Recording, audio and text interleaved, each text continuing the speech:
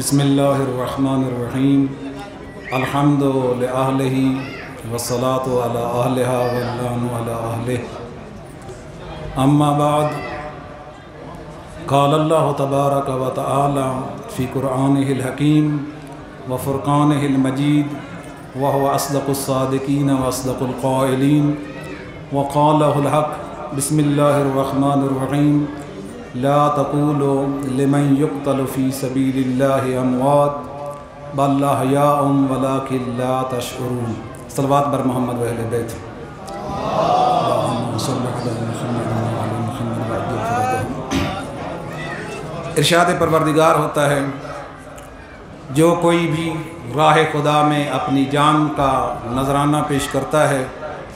کسی کو حق نہیں پہنچتا کہ انہیں مردہ کہیں، بلکہ حقیقی زندہ وہی ہیں جو راہ خدا میں اپنی جان کا سودا پیش کر لیں۔ بل احیاء ولکن لا تشعرون، اور جس کسی کے ذوم میں، جس کسی کے گمان میں یہ ہے کہ انہیں مردہ کہے، بے شعور انسان وہی ہے۔ تو یہاں سے معلوم ہوا کہ ذات پروردگار کو اپنی ذات کے ساتھ جان تک کا نذرانہ پیش کرنے والوں کا مقام کیا ہے۔ الحمدللہ مقتل اہل بیت ایک ایسا مکتب ہے جس کے نام سے واضح ہے کہ یہ اہل بیت محمد صلی اللہ علیہ وآلہ وسلم سے وابستہ مکتب ہے۔ بعد میں نہ جانے امت محمدیہ جناب رسول خدا صلی اللہ علیہ وآلہ وسلم کے وصال کے فعل فور بعد کتنے حصوں میں تقسیم ہوئی۔ نبی مکرم صلی اللہ علیہ وآلہ وسلم نے صاف لفظوں میں بتا دیا تھا ستفترق امتی علی 73 فرقہ کلہم فی النار الا الواحدہ، میری امت عن قریب 73 فرقوں میں بٹ جائے گی، تقسیم ہو جائے گی، کلہم فی النار، سارے کے سارے جہنمی ہوں گے، الا الواحدہ، سوائے ایک فرقہ۔ اور یہ بھی مسلم حدیث ہے، شیعہ کی کتب اربعہ میں اور برادران اہل سنت والجماعت کی سیاستہ میں یہ حدیث پائی جاتی ہے کہ یا علی انت وشیعتک هم الفائزون فی یوم القیامہ، اے علی تو اور تیرے شیعہ، تو اور تیرا گروہ موفق و رستگار ہونے والا گروہ ہے، کامیاب ہونے والا گروہ تیرے والا گروہ ہے۔ اور احادیث کافی ساری ہیں جس میں اہل بیت محمد کے مکتب کی نشاندہی کی گئی ہے۔ رسول مقبول صلی اللہ علیہ وآلہ وسلم اس دنیا سے کوچ کرتے ہوئے جن دو چیزوں کے حوالے ہمیں کر گئے تھے حدیث ثقلین کے ذریعے سے کہ انی تارک فیکم الثقلین کتاب اللہ و عطرتی اہل بیتی ما ان تمسکتم بہما لن تضلوا بعدی، یاد رکھنا کہ میں ان قریب تمہیں داغ مفارقت دینے والا ہوں، زیادہ دیر میں اپنی امت میں نہیں ہوں، لیکن اپنی امت کو اکیلا و تنہا نہیں چھوڑے جا رہا، بلکہ انہیں دو قیمتی ترین چیزوں کے سپرد کیے جا رہا ہو۔ ایک کا نام اللہ تعالیٰ کی کتاب یعنی قرآن پاک ہے، اور دوسری اہل بیت محمد۔ فرمایا کہ اگر ان دونوں سے وابستہ رہو گے تو کبھی گمراہ نہیں ہوگے۔ تو پتہ چلا کہ جو صحیح معنوں میں پاک پیغمبر صلی اللہ علیہ وآلہ وسلم کی پیروی کرنے والے نہیں تھے، جن کی مذمت میں ذات پروردگار نے باقاعدہ سورہ منافقون نازل فرمائی تھی، جس میں بے بانگ دہل ذات پروردگار نے بتا دیا تھا کہ سواء علیہم استغفرت لہم ام لم تستغفر لہم لن یغفر اللہ لہم۔ اے میرا نبی، تو میرے عزیز ترین شخصیت ہے، تو سید الانبیاء ہے، تو سید الکائنات ہے، تو سید المرسلین ہے، میری پوری مخلوقات سے افضل ترین مخلوق، ویسے تو پوری مخلوقات میں سے اشرف المخلوقات ذات انسان ہے، اور پھر انسانوں کی صفوں میں جو مراتب ہیں انبیاء کے درجے کو پہنچ جائیں، اوصیاء کے درجے کو پہنچ جائیں، پھر نبیوں میں سے سب سے اعلیٰ اکمل اشرف ذات پاک محمد ہے۔ فرمایا کہ تیرا مقام میرے نزدیک والا و بالا ہے، لیکن یاد رکھنا ہے میرے محمد، اگر تو نے بھی منافقین کے حق میں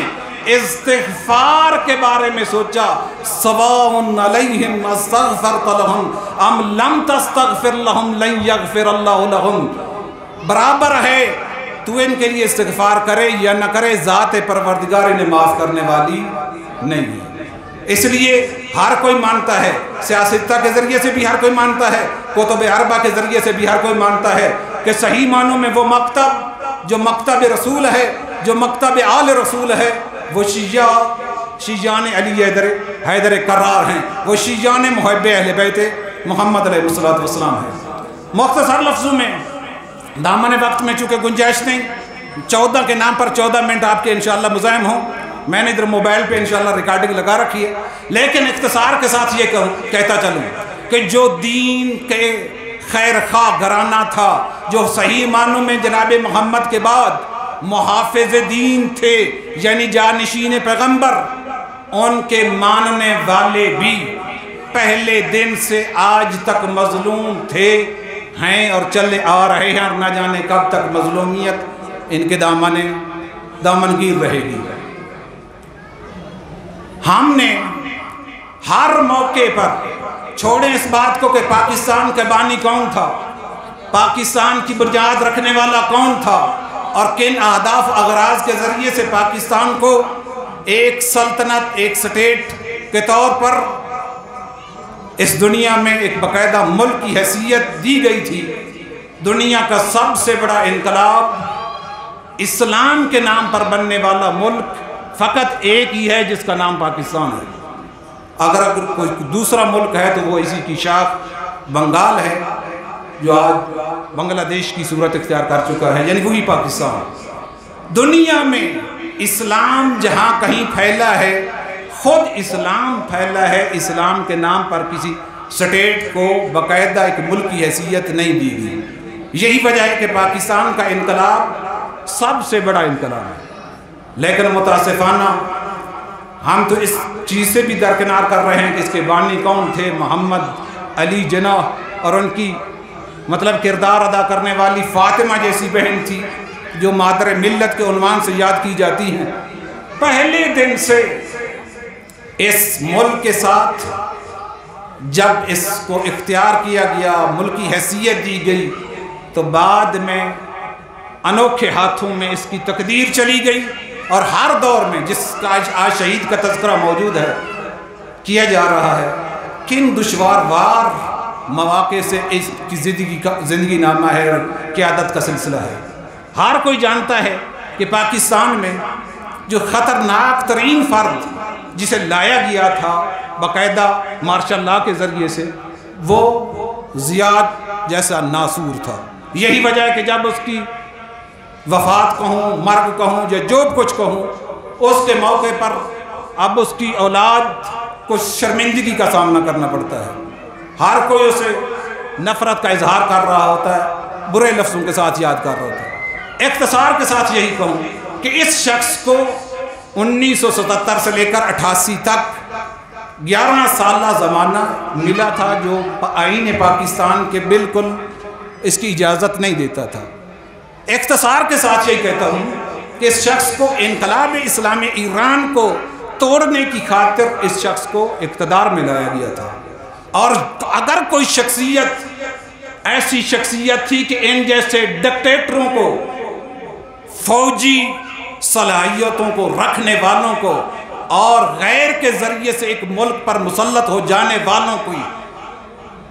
لگام دینے والی کوئی شخصیتیں تھیں، تو وہ قائد مرحوم جناب قبلہ مفتی جعفر صاحب، جنہوں نے ان کی ناک میں دم کر رکھا تھا، اور ان کی وفات کے بعد قائد شہید عارف حسین الحسینی جیسی شخصیت تھی۔ اور اس قائد نے تو اپنی جان کو بارگاہ پروردگار میں پیش کرنے کے بعد اس انقلاب ایران کی خاطر، اور نہیں، اس وقت بارہا ان سے پوچھا جاتا رہا کہ آپ کس ایجنڈے پہ کام کرنا چاہتے ہیں۔ آپ مثلا اس وقت فقہ نفاذ جعفریہ کے نام سے سیاسی گروہ کا نام تھا، اس پر 100 اعتراض کیے جاتے تھے، وقت نہیں ہے، نہیں تو بیان کرتا واقعاً کہ نفاذ فقہ جعفریہ کیوں نام رکھا گیا تھا، کیا اس کے علل و اسباب تھے، کیا وجوہات تھی۔ انہوں نے بتایا کہ ہمیں نصاب سے نکالا جا رہا ہے، ہمیں زبردستی ہمارے حق کے زندگی سے محروم رکھا جا رہا ہے، اور ہمیں حکومت کی ضرورت نہیں ہے۔ فقط و فقط جس ایجنڈے پہ کام کرتے رہے وہ یہ تھے کہ جو آئین پاکستان ہے، جو دستور ہے، اور پھر اس میں تبدیلی آ چکی ہے 73 والے کے مطابق، کسی شخص کو برسر اقتدار لایا جائے۔ لیکن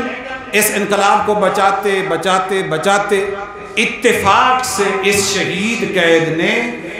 جس دن جنگ بندی کا اعلان ہوا تھا، صدام ملعون کو وارد کیا گیا تھا، اس کو تو موقع نہیں ملا تھا، ضیاء کو تو موقع نہیں ملا تھا، صدام کے ذریعے سے مشکلات ایجاد کی گئی تھی اس انقلاب کو۔ تو ایک دن پہلے جب جنگ بندی کا اعلان ہوا تھا، کیا نام، عراق اور ایران کے درمیان، اس سے ایک دن پہلے یہ درجہ شہادت پر فیض ہوئے تھے۔ تو اس بات کو دیکھنا پڑے گا کہ یہ شخصیت کتنی بڑی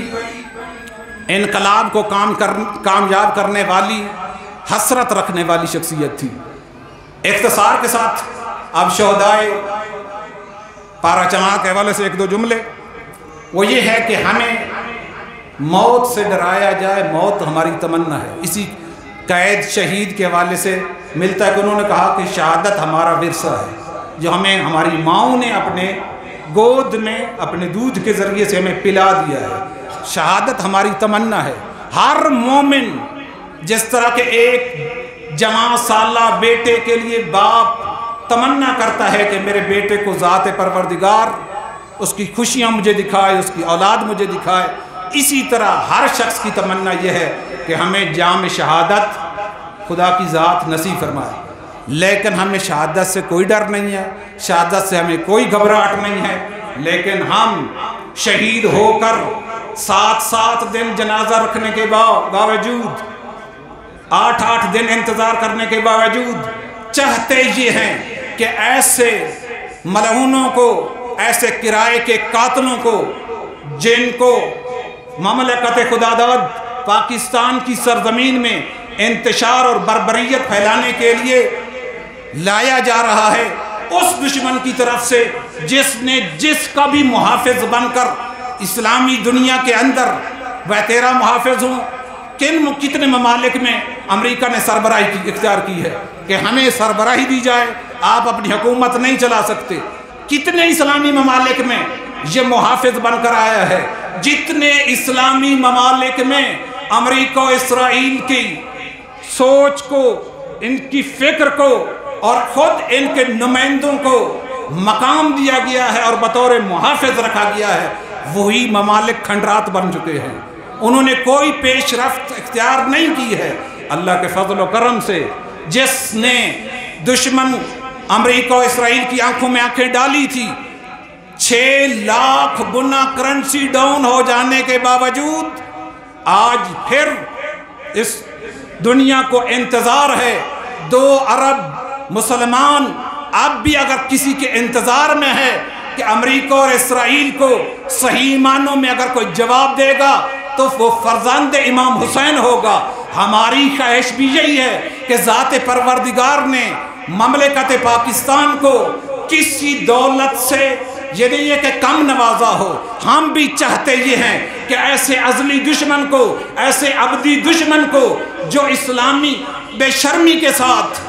آج بھی پورے اسلامی 58 ممالک کے سامنے قاتلوں کی حمایت کر رہے ہیں، قاتلوں کے ساتھ کھڑے ہیں، بربریت کو قائم کیے ہوئے ہیں، اور نہ ان سے سویلین محفوظ ہے بلکہ ان کے ذریعے سے تو اب تو وہ ادارے بھی